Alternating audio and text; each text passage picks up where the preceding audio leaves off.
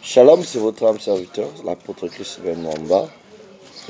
Aujourd'hui, j'aimerais partager sur un verset biblique très important qui fait partie de l'évangile de Jésus-Christ, l'évangile de Jean, chapitre 14, le verset 15, le verset 16. Je lis au nom du Seigneur. Si vous m'aimez, gardez mes commandements, et moi je prierai le Père, et il vous donnera un autre défenseur pour demeurer avec vous éternellement.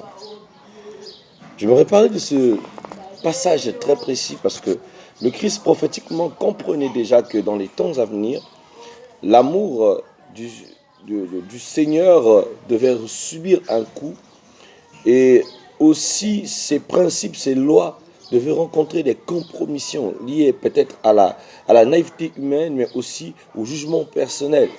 Il savait qu'aujourd'hui, beaucoup de personnes ne s'appuieront plus sur la parole comme ils le faisaient auparavant. Et beaucoup de personnes s'appuieront sur l'expertise personnelle, sur le coaching, sur le leadership, l'évangile managérial, et que plus personne ne garderait ses préceptes et ses commandements. Je me souviens encore de la parole où Jésus disait que trouverai-je de la foi quand je reviendrai. Tout simplement parce que le chrétien a désorienté sa foi, sa croyance, sa conception des choses. Il ne voit plus les choses telles que le Christ les avait laissées. Il ne se focalise plus sur les commandements, sur les principes du Seigneur. Voilà pourquoi aujourd'hui l'Église est dépourvue du Saint-Esprit dans sa satiété. Ce n'est plus comparable à l'Église d'avant où nous respections les préceptes et les commandements du Seigneur. Il dit, si vous m'aimez, gardez mes commandements. Si vous m'aimez, gardez les commandements. Et l'effet escompté, c'est qu'il enverra un défenseur. Il enverra le Saint-Esprit. Parce que le Saint-Esprit viendra marcher avec ceux qui gardent ses commandements. Et le Saint-Esprit demeurera le sceau qui nous gardera et qui nous justifiera devant le Père. Nous prouvons que nous sommes justes, que nous sommes dignes. Si nous gardons ses commandements, alors nous sommes avec lui. Si nous gardons ses commandements, alors nous l'aimons.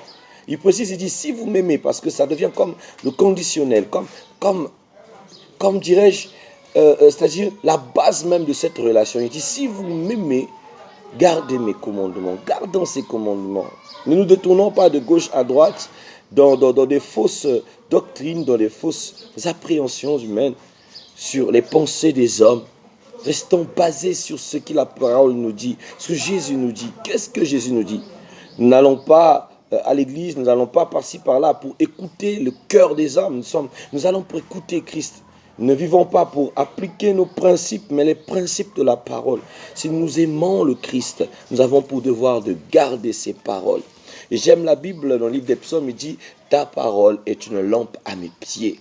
Nous avons besoin de garder ces principes, ces recommandations qu'il donne, de garder ces recommandations. Parce que c'est important de veiller sur les recommandations. C'est ça qui forge, qui est en fait la doctrine. Il nous dit de veiller sur la sainte doctrine, de la préserver. De la préserver. Christ n'est pas... Il savait que des sectes vont naître. Il savait que la perdition sera culminante. Il savait que les gens vont se détourner. On va choisir l'évangile qui sied à notre cœur. Il n'y a pas d'évangile qui sied à notre cœur. La vraie évangile, c'est celle de Jésus-Christ.